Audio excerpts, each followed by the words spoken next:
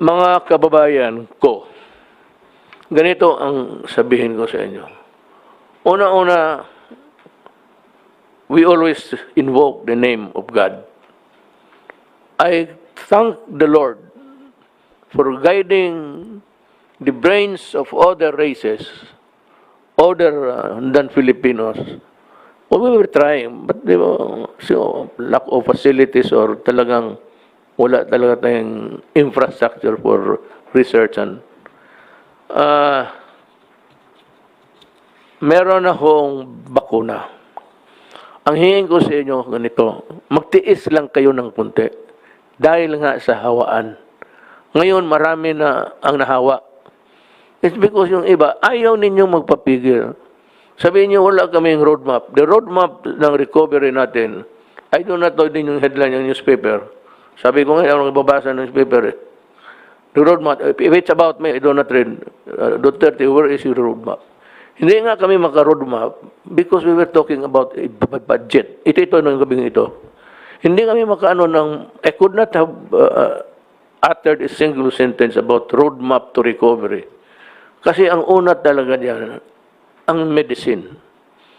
Now, sa meron na, except for the authorization, yung i-distribute na, at yung final approval, distribute na sa mga opisina nila dito, Pfizer, Moderna, for the public.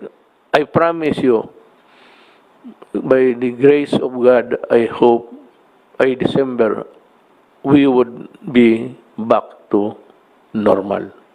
Huwag ninyo yung new normal. Kasi sabi ko nga noon, pag umpisa natin, hintayin lang natin yung vaccine. Hintayin lang ho ninyo. By December, kung makatiis kayo, kasi kung lalabas rin kayo, matamaan kayo, patay rin eh. Ang mayroon ng kasasabi ko nga, kaya ako saludo talaga ako sa Chinese. Kaya iba dyan, sige kayo daldal. Ang unang makuha nga natin siguro from China, Sinovac, China, Phase 3, Emergency Authorization, pati approval. Sinopharm, China, sa Wuhan pa, doon galing yung so they say. Sinopharm, Beijing, Moderna, nasa stage 4 na sila. Pfizer, Biotech, CanSino, Biological, China, sa third. Shifi, China, Innovia, Novavax, Johnson & Johnson, the Merck, first stage pa lang. Next month, merong ng ma-release sa ibang kon. Ang mapabubuti lang nito, to our credit, is that we have remained friendly with China. And China was able to guarantee, sabi nila dito sa akin, that the Philippines would, ito basahin ko na lang, Chinese Embassy, China, to give priority to the Philippines once the COVID-19 vaccine is successfully developed, said spokesperson Wang Wenbin at the regular press conference on July 28, 2020. July 28, sinabi niyan. The Philippines is a friendly, close neighbor to China. Since the outbreak of COVID-19, the two countries have been standing together with mutual assistance, turning epidemic cooperation to a new highlight in Blatter. Nangako sila na may priority tayo. Ang the first three, China ang nanguna eh. Moderna pati yung Oxford AstraZeneca. It's a American British average. Now, ito ngayon. Balik tayo sa mabutit nandiyan dito yung cabinet. Magtanong sila, mabigyan ba kami, Mayor?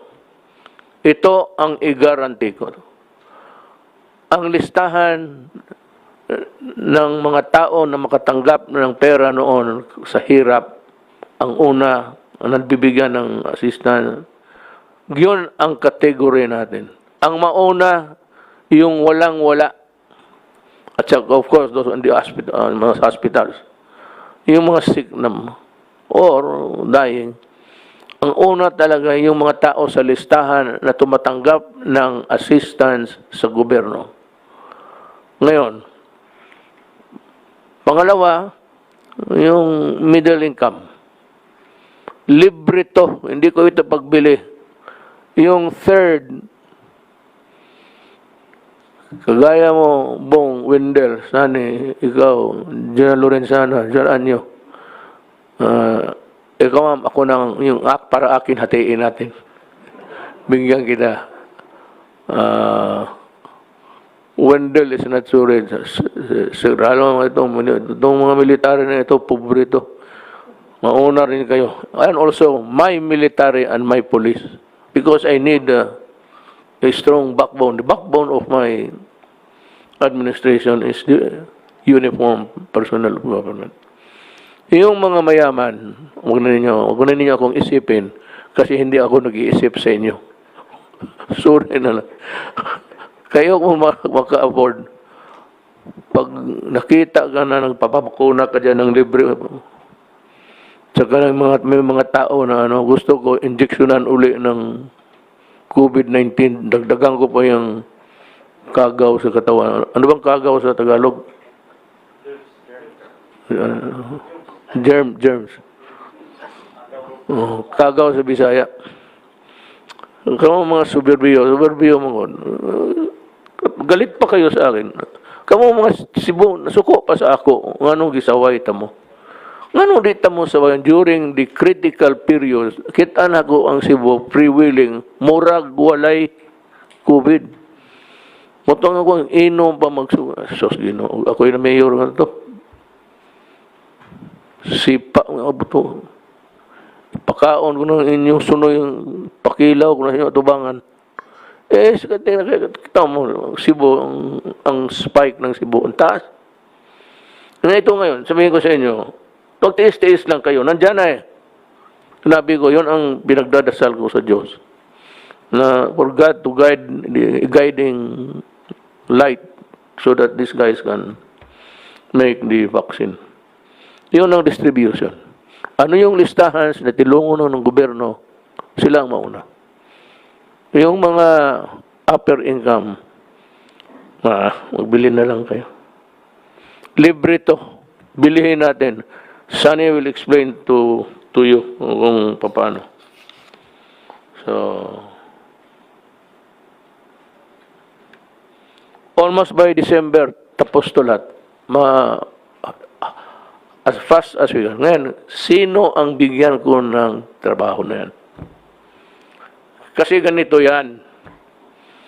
Nandito na yung bakuna, tatanggapin ko yan. Sino pabigyan ko? Ibigay ko sa barangay? Barangay captain. Halika kayo. Sabihin niya sa leader niya. Yung si kapitan, wala yan, hindi nagtulong. Bahala na mamatay na yung barangay niya. Mamuliti ka, unahin niya, siya, mayaman na, ako muna. Hindi, yung mga kalaban niya politika, hindi mabigyan. Yung ayaw niya, hindi mabigyan. Ngayon, sino ang magdala nito?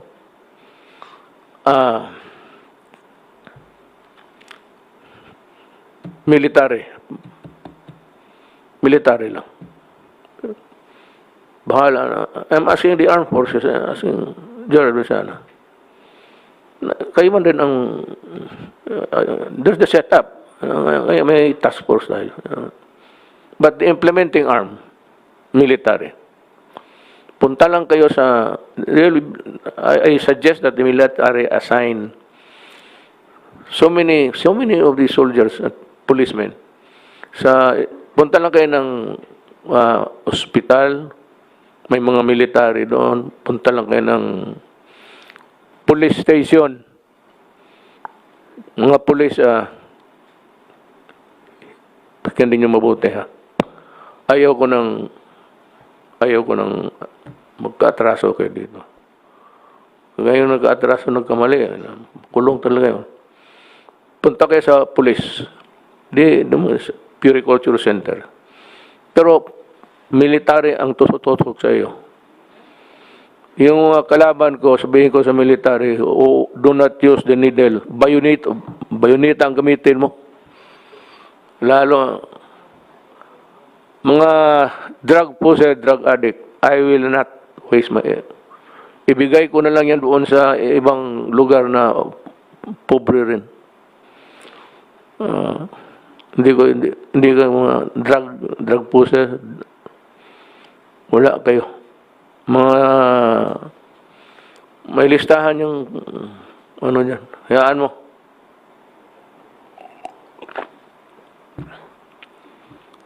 Yun ang utos ko. Yan ang gusto ko. Hindi maganda? Hindi talaga maganda. Yung mga tao, hindi pala tao sila. Tingin ko, mga drug possessed, drug lord, aso. Tingin ko sa kanyang aso. Hindi magtulong sa inyo. Sinisira ninyo yung Pilipinas. Pinapatay ninyo yung tao. So, we'll hear Sunny talk about dalawa. Kasi ang tinatanong ng anong gusto ng tao, sabi na, marinig lang nila kung anong plano mo. Wala pa akong plano kahapon kasi ngayon lang ito dumating eh. Itong balita sa vaccine. Yung ilan, yung kompleto na talaga. So Sunny will talk about it, where to get the money and how to go about going out of post-COVID Philippines by December, I suppose. Sunny, can you? Well, thank you ho. May balita ho ngayon na in development na yung mga in advanced development na yung mga bakuna, the inoculation. So, as you mentioned ho, tatlong pharma companies from China at saka one from Britain at saka isang from the US, di ba? Are already on the third stage. At mukhang this might be approved by their FDA by around around December or October. October the trials will finish daw. And so before December, most likely ma-approve na po yung ng mga FDA nila, yung Food and Drug Administration. So when that happens, ang Department of Health ang mamili kung anong tamang bakunang bibilhin. Okay. Ngayon, may financing plan ho kami dyan. Ang estimate ho ng Department of Health, we will need to vaccinate for free a minimum of 20 million people. Diba? So I don't know if it's one vaccine or two shots. Two shots though. So we need 40 million vaccines. Doses. 40 million doses. Ang 40 million doses times roughly $10 per dose, di ba? Is $400 million or roughly 20 billion pesos. Ang plano ho namin is we will use yung Philippine International Trading Corporation na under sa DTI bumili nitong bakuna. The ones chosen by the Department of Health. Tapos ite-turn over ho ito sa Department of Health para magamit nila sa mga poorest of the poor muna, yung first lowest 20 million in our country. So once that happens, the Department of Health now will put in their budget to pay this $400 million or roughly 20 billion pesos. And we can pay that over maybe 2 or 3 years. So babayaran lang nila to the financing company, which is Land Bank and DBP. So kayang-kaya ho ng DBP at saka Land Bank i-finance itong purchase ng COVID virus of about roughly mga 20 billion pesos. So we have a plan and we can execute it as soon as the Department of Health chooses which vaccine or vaccines they want. Baka you'll choose several. So certainly by late this year, if it's available, we can already buy it. So it should be available for free to the lowest, to the poorest of the poor first in this country. So at $10 per dose, that should be around, siguro when they sell it, siguro mga 500 pesos per dose, or roughly 1,000, or maybe including the service and the transportation, siguro mga 1,200 pesos per treatment. So that's totally available. The financing is available for this program. Once the vaccine is available, I'm sure the economy now can be fully open, and we can start not the new normal, the normal life. Okay. We can go back to the normal life now. Sir, could you run us through, breeze us through with how the economy can recover? You just use the bold lines. Opo. The economy actually is already beginning to recover.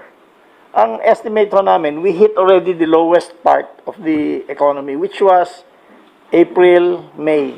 Yun ho ang pinakamababa as we can see. So it's already picking up now, and we are going to be seeing a pick up in the in business activity as we go on. Actually, it's already starting to pick up already now.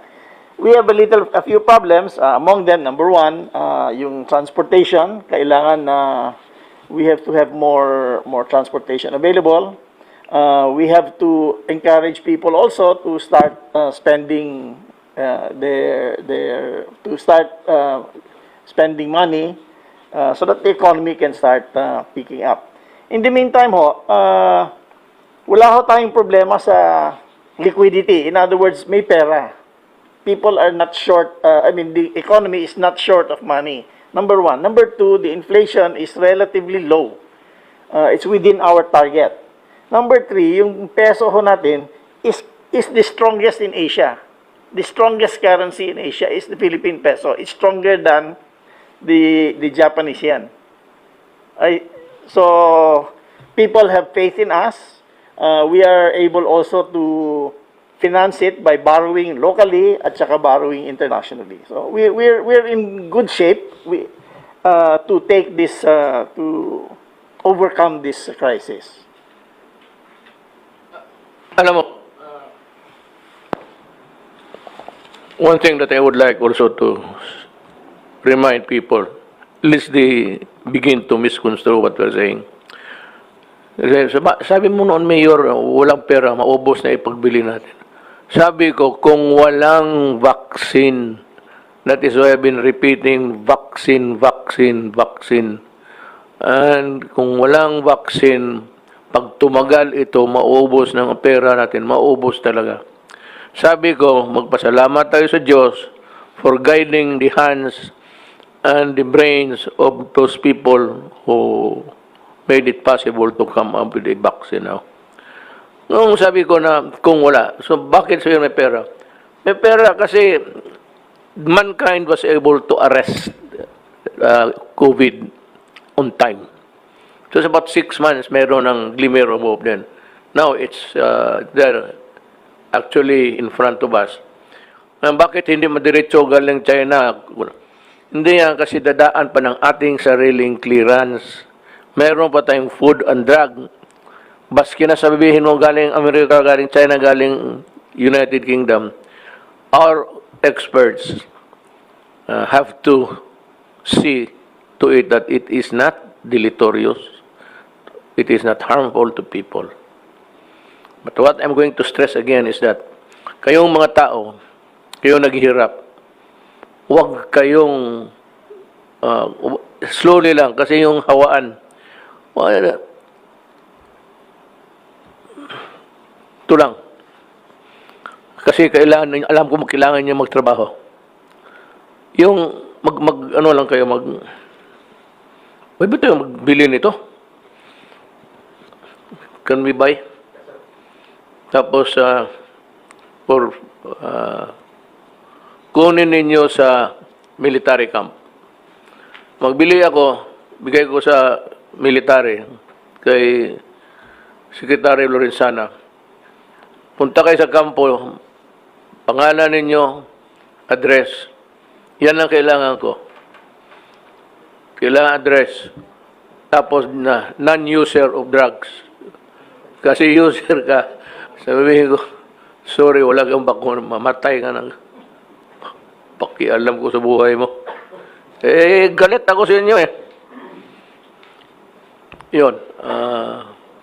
Ang recover natin is normal na because I said we were able to arrest. Not us, but mankind or the Chinese, Americans were able to catch up with the COVID. So, napaiksi yung ating fears at ang ating lahat na pagdudusa. So, we are not going back to new normal. It's going to be normal again unless this mikrobo na ito, bleaching ito, mag-mutate. Kasi yan, minsan nag-mutate eh. Ngayon, isang sungay lang, tinabukasan, may 5 sungay. Puta, another bakuna yan. Sigurado. But this time, I'm sure they're as near as they could ever be. Natabihan na nila yung germs eh. So, gusto ko pang magsalita, gusto ko magdaldal, pero gusto ko lang magyabang. Nandito ulit yung basahin ko lang ha. For the rest of the Philippines. For the rest of the Philippines. Minus ha. Yung minus to. For the rest of the Philippines, minus NCR. Kasi maraming hawaan. Maglabas-labasan kayo. Hindi wala ng katapusan itong awan. Anyway, it's the vaccine. NCR, Bulacan, Batangas, Cavite, Laguna, Rizal, Cebu, Lapu-Lapu City, Mandaue, and Zamboanga City.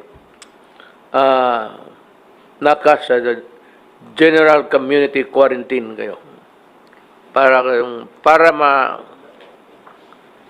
Para ma-shorten yung purgatorio ninyo.